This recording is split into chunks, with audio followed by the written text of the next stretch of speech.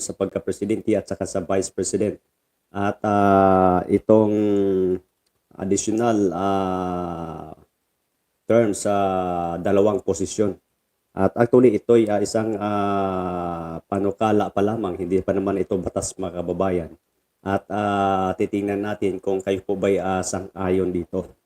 So, like for example, sa darating na halalan sa May 9, 2022, kung sino mang mapipili na Pangulo, let's say manalo itong si BBM at si Sara Duterte Carpio, ay payag ba kayo na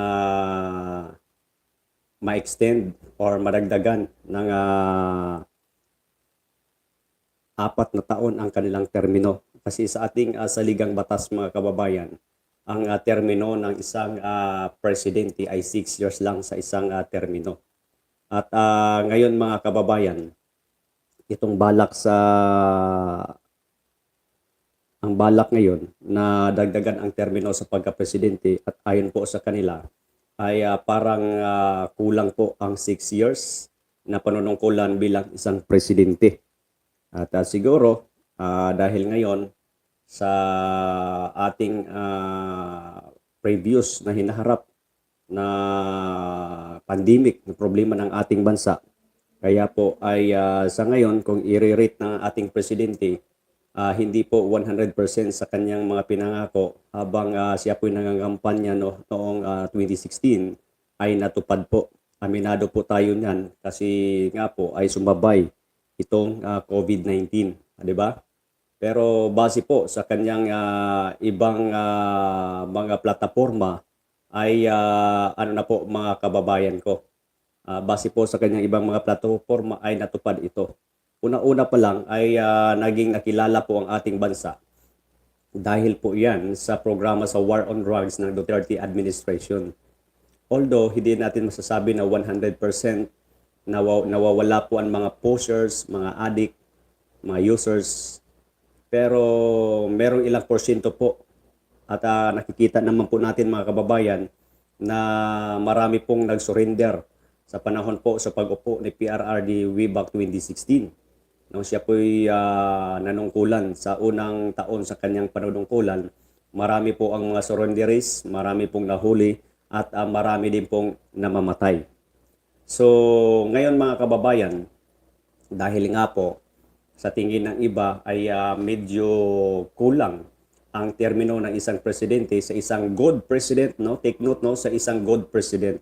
Tama po, no, sa kung ikaw ay mabuting presidente, yung 6 years ay hindi po sapat yun para po matupad mo po ang inyong mga plataforma habang ikaw pa'y nangangampanya. Hindi po kayang tatapusin. Lalong-lalo na ay sumabay itong COVID-19 at ngayon ay meron naman tayong hinahanap or hinaharap na Omicron variant, no? At ano kaya sa tingin nyo mga kababayan ko or so, no? Pati na rin sa nasa Kongreso na dagdagan, no? At maging 2 to 5 years, no? Mag-re-election sila mga kababayan ko. So ito, no, pag-usapan lang natin muna itong sa president at saka sa vice president dahil sila po ang pinakamataas na posisyon po dito sa ating bansa. So ito ang ating pag-uusapan mga kababayan. Halimbawa, manalo, no? Kung sino man sa kanila ang manalo ay payag ba kayo sa 10 years? So hati po ang opinion po mga kababayan sa ating mga kababayan, lalong-lalo na kagabi, atin na po itong napag-usapan, hati po ang kanilang mga opinion. Meron pong nagsabi mga kababayan na pabor po sila dito dahil nga po ay ibitin po sa isang magandang presidente ang kanyang termino na 6 years. At sa 6 years ay hindi po yan basta-basta ano po, hindi po basta-basta matapos ang kanyang mga plataforma. At ang iba naman sinasabi po nila, hindi po. What if kung ang manalo sa pagka-presidente ay hindi po gaano kaganda ang kanyang plataforma, ang kanyang performance na ipinakita sa taong bayan at magsasuffer po sa loob ng 10 taon. At matagal pang 10 years. So 10 years din po maghihirap ang taong bayan. 10 years po na maghihirap mga kababayan. Pero kung itong si BBM kapag manalo, sa pagka-presidente at si Mayor Inday Sara Duterte ngayong May 9, 2022 presidential at saka vice presidential race, vice presidential election ay payag sila. Pag sa ibang kandidato naman parang ayaw nila. Base po yan sa ating survey kagabi sa ating live streaming. So siguro mga kababayan ay wala silang tiwala sa ibang mga kandidato kung sino man ang manalo, no? Bukod dyan si former Senator Bongbong Marcos at saka si Mayor Inday Sara. Kapag iba po, no, parang wala po silang tiwala mga kababayan. Parang wala po silang tiwala, 'di ba?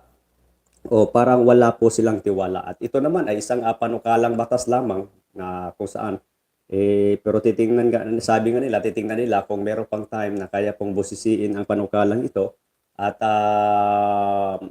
maging ano yan, maging merong i-amend na batas mga kababayan sa ating saligang batas. 'Di ba?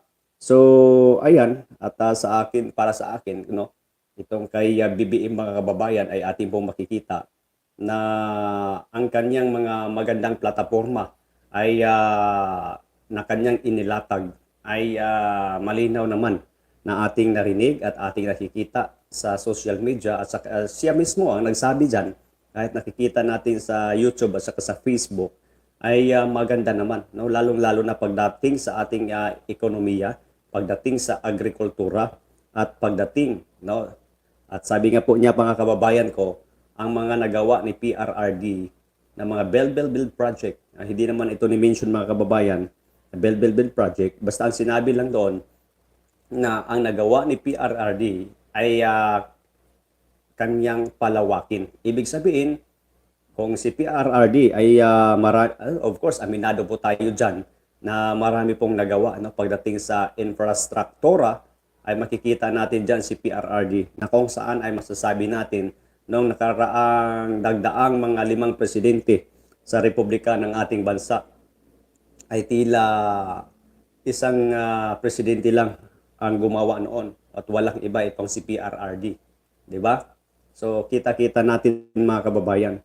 At ito namang kanyang Vice President, itong si Mayor Inday Sara Duterte, ay ating makikita mga kababayan, siyempre merong dugo na yun, merong lahi na yan, no, sa kanyang tatay, ni si Tatay Digong, si PRRD. So makikita natin dyan na tuloy-tuloy lang po ang kanyang pagsuporta. Kaya nga sabi ni Mayor Inday Sara mga kababayan, di ba? Ang mga DDS dati, ang panawagan nila na tatakbo sana itong si Mayor Inday Sara sa pagka-presidente. Ilang bisis po yan, nag-ikot sila, nagkaraban sila, pumunta sa COMELEC, nanawagan na tumatakbo, natatakbo, maghain, mag-file po ito si Mayor Sara Duterte Carpio. Pero kasalungat po yan mga kababayan ay hindi po nag-file, di ba? Hindi po nag-file si Mayor Inday Sara Duterte at nung malapit na po matapos ang substitution, no? Ano ba yun? November 14 ay nabulagta po ang iba, nagulat po ang iba dahil po sa kanyang pag-file po ng COC nag-file po siya ng kandidatura bilang pangalawang pangulo. At ang sabi po ni Mayor Inday, salubong tayo, no? Kasi pinalabas po ng iba na bingi daw itong si Mayor Inday, hindi daw nakikinig sa panawagan ng kanyang mga supporters, parang pinaasa lang ang kanyang taga-suporta. Pero sinabi po ni Mayor Inday na salubong tayo. At sinabi niya po kung bakit susuportaan niya po itong si BBM, si Bongbong Marcos, dahil para po sa kanya, sapat na kay BBM ang kanyang pagiging congressman, gobernador at senador na magagamit niya, no, sa kanyang karanasan sa pamumuno ng ating bansa kung sakaling siya palarin sa pagka-presidente. At ito mga kababayan, no, ito naman ngayon, kung 10 years po ang halimbawa kung matuloy po itong 10 years long term sa ating kung may sa batas ito mga kababayan, ay kung maganda ang takbo sa ating buhay, sa ating ekonomiya ng ating bansa at maiangat po ni BBM ang ating bansa, ang ating mga kapwa mamamayang mga Pilipino. Pero hindi na po natin mawala din yan yung mga kababayan, yung anong tawag dyan, yung mga nagrally-rally, kung ayaw nila kay BBM, pero marami naman ang nakagusto sa kanyang pamamahala, kung merong nagrarally dyan, 10 taon din silang magrarally dyan sa daanan at wala din po silang magawa. Wala din po silang magawa mga kababayan, kundi rally na lang. Ha? Wala po silang aasahan at panay rally na lang po sila. Yun po ang masakit. No? Yun po ang masakit mga kababayan ko. No? Masakit pa po yun sa kanseladong flight.